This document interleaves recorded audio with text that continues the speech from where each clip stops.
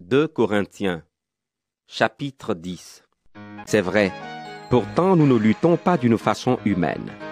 Non, les armes qui nous servent à lutter ne sont pas des armes humaines.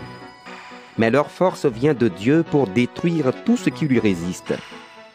Nous détruisons les façons de penser qui sont fausses. Nous renversons tous les raisonnements que des orgueilleux opposent à la connaissance de Dieu. Nous voulons changer l'esprit des gens pour qu'ils obéissent au Christ. Salut, chers frères et sœurs dans le Seigneur. Nous sommes au 8e numéro de notre séance. Aujourd'hui, nous allons parler de la divinité de Jésus. Jésus-Christ est-il Dieu? Cette question a embrouillé tant de personnes depuis longtemps. En première partie, nous allons exposer de moins et éclairer la position des anti-divinités de Jésus. En deuxième partie, nous allons leur répondre et en troisième partie, nous allons expliquer ce que c'est que la divinité de Jésus. Comment Dieu, dans sa souveraineté, a révélé sa divinité. Comment Dieu est et comment il nous a montré, prouvé son essence. Est-ce que Jésus remplit toutes les conditions de la divinité? Nous allons éclairer cela à partir de la Bible et du Coran, puis de la croyance des musulmans. En première partie, avant de partir, je voudrais nous rappeler qu'il se pourrait que la partie 2 et 3 soient scindées encore en deux parties, parce que c'est dense et profond. Et je vous en prie de vous connecter et de vous focaliser pour saisir l'essence de cette thématique et avoir la certitude, l'assurance que Jésus-Christ est 100% Dieu. Pour les antagonistes de la divinité de Jésus, un homme ne peut pas être Dieu, car Dieu est invisible. Parmi ces antagonistes, nous voyons les musulmans, les juifs, certains disent de chrétiens aussi, plusieurs philosophes qui ne cherchent que leur ventre, vous me permettez que je le dise ainsi, sont contre la divinité de Jésus. Et si nous commençons par les musulmans ont été vraiment trompés par le prophète de l'islam et son Djibril, qui ont fabriqué dans la tête de cette communauté, et de cette communauté que j'aime tellement, sincèrement, j'aime les musulmans. Et de cette communauté, ils ont fabriqué dans leur tête Issa, qui n'est qu'une fiction, qui n'est qu'une personne, ou bien un personnage inventé de toutes pièces. Mais les musulmans ont accepté que Issa est Jésus. Pour cela, dans le Coran et dans leur science, c'est que Issa, qu'ils assimilent à Jésus, n'est pas Dieu. Il n'est qu'un homme. Il n'est pas Dieu. Jésus n'est pas le Fils de Dieu, car Allah est incapable d'avoir un enfant sans se marier et coucher avec cette femme. Nous allons lire ça rapidement. Nous sommes au niveau de Surat Al-An'am, c'est-à-dire Surat chapitre 6, le verset 100 à 111. Il dit ceci. Et ils ont désigné des associés à Allah, les djinns. Je ne sais pas qui a appelé les djinns Dieu. Ils ont associé les djinns alors que c'est lui qui les a créés. Et ils lui ont inventé dans leur ignorance des fils et des filles. Gloire à lui. Il transcende tout ce qui lui est attribué. Regardez le verset 101. Il est créateur des cieux et de la terre. Comment aurait-il un enfant quand il n'a pas de compagne? C'est lui qui a tout créé et il est omniscient. Voilà, 102. Voilà Allah, votre Seigneur. Il n'y a de divinité que lui, créateur de tout. Adorez-le donc, c'est lui qui a charge de tout. Ils ont dit que le Coran est la parole d'Allah. Donc c'est Allah qui est en train de parler comme ça. Imaginez vous aussi. Donc c'est Allah qui dit, voilà Allah votre Seigneur. Et il n'y a de divinité que lui. C'est Allah qui dit ça. Créateur de tout. C'est la parole d'Allah qui serait comme ça. Adorez-le. Allah allait dire, adorez-moi. Me voici Allah. Vous voyez? Il y a de tout dans le Coran. Bien, ce que nous allons retenir, c'est le verset 101, je reprends. Créateur des cieux et de la terre, comment aurait-il un enfant quand il n'a pas de compagne? C'est lui qui a tout créé et il est omniscient. Donc pour l'islam, Jésus n'est même pas le fils de Dieu. Et eux, ils avaient créé leur Allah qui veulent forcément retrouver cela dans Jésus-Christ de Nazareth. Et ils disent que ce Jésus n'est pas le fils de Dieu.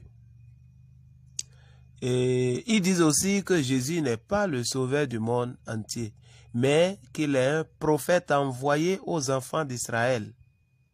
Ils disent encore que Jésus n'a jamais dit de sa propre bouche qu'il est Dieu.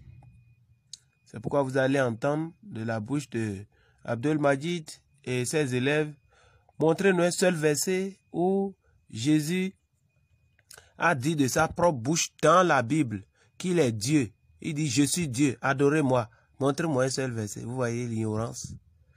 Je ne sais pas si vous avez déjà rencontré ces questions. C'est très simple. Devant, nous allons répondre à ces préoccupations. Et je vous informe que ces questions, Abdul Majid a copié ça de Didat. Ils ont une icône qui parle anglais, donc c'est lui qui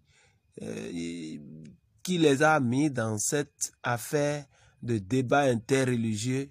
Et leur Coran, leur Sunan, précisément dans Sahih Muslim, il a dit dans le dernier temps, il y a des gens de la communauté des musulmans qui vont abandonner leur foi de l'islam pour s'attacher à, il a dit la science va quitter et ils vont commencer par fabriquer autre chose. Donc tout ce que Abdul Majid et ses élèves tout racontent, c'est des choses, c'est des philosophies qu'ils copient de partout. De partout. Ils cherchent des moyens avec de bruit pour pouvoir renverser l'évangile ou déstabiliser l'église. Non, ils ne peuvent pas. Ils sont trop petits. Parce que Jésus a dit qu'il a fondé son église sur le rocher et qu'aucune puissance du séjour de la mort, c'est-à-dire du séjour de mort, ne pourra prévaloir sur cette église. Voilà leur philosophie, leur pensée, leur conception pour pouvoir contredire la divinité de Jésus. Et concernant les Juifs, les Juifs, eux, sont aveuglés pour cause. N'ont pas, eux aussi, reconnu la messianité de Jésus par ricochet sa divinité. Ce que je vais dire par là, c'est que ils n'ont pas, ils ont vu, ils n'ont rien vu. Ils ont entendu, ils n'ont rien entendu. Et j'ai dit pour cause. Et ils n'ont pas reconnu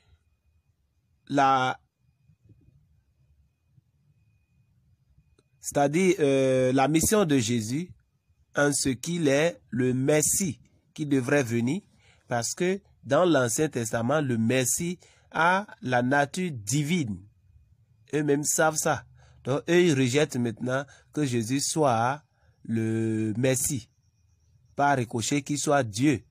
Donc, si jamais ils acceptent que Jésus est le Messie, Al-Mashi, alors ils acceptent que Jésus est Dieu. Mais puisqu'ils n'acceptent pas ça, ils rejettent la divinité de Jésus. Si vous lisez dans Jean chapitre 6, le verset 42, nous lisons ensemble. Eux, ils prennent Jésus sur le plan charnel. Regardez ce qui est dit dans Jean chapitre 6, le verset 42. C'est les pharisiens, les juifs qui disent ça. Et ils disent, cet homme-là, c'est Jésus, le fils de Joseph.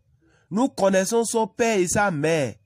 Comment est-ce qu'il peut dire maintenant, je suis descendu du ciel? Vous voyez?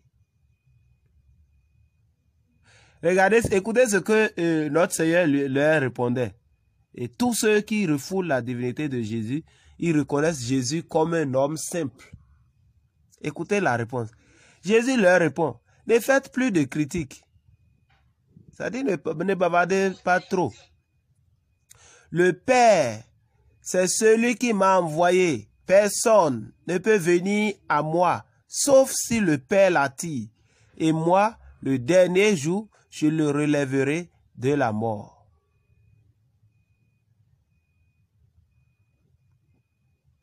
Voilà la réponse de Jésus. Si nous allons dans Jean chapitre 10, le verset 36, les Juifs continuent à bouleverser, à bousculer Jésus dans leur incrédulité.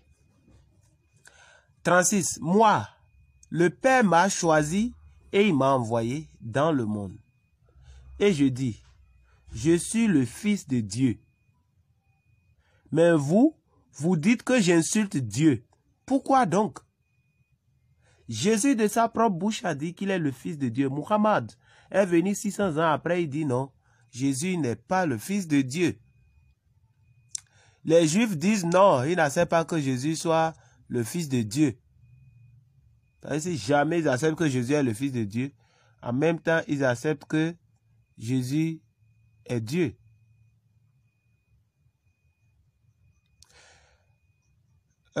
Si nous lisons aussi dans Jean chapitre 5, le verset 18, regardez ce que ça dit. À cause de cette parole, les chefs juifs cherchent encore plus à faire mourir Jésus. En effet, Jésus ne respecte pas le sabbat, mais surtout, il dit que Dieu est son Père, et ainsi, il se fait égal à Dieu. En disant qu'il est fils de Dieu, alors, il déclare qu'il est Dieu.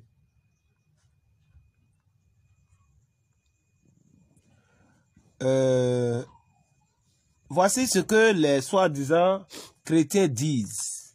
Ils disent que la divinité de Jésus n'est pas vérifiée. Alors, nous prenons par exemple les témoins de Jéhovah qui disent que Jésus n'est pas Dieu. D'autres disent non, Jésus n'est pas Dieu, mais il est le Fils de Dieu et non Dieu. D'autres disent non, il est le sauveur de l'humanité, il est notre Seigneur et non Dieu. car Dieu ne peut pas mourir. Les musulmans aussi le disent. Dieu ne peut pas mourir. Dieu n'a pas de corps. Dieu connaît tout. Or, Jésus ne connaît pas tout. Le Père seul est Dieu.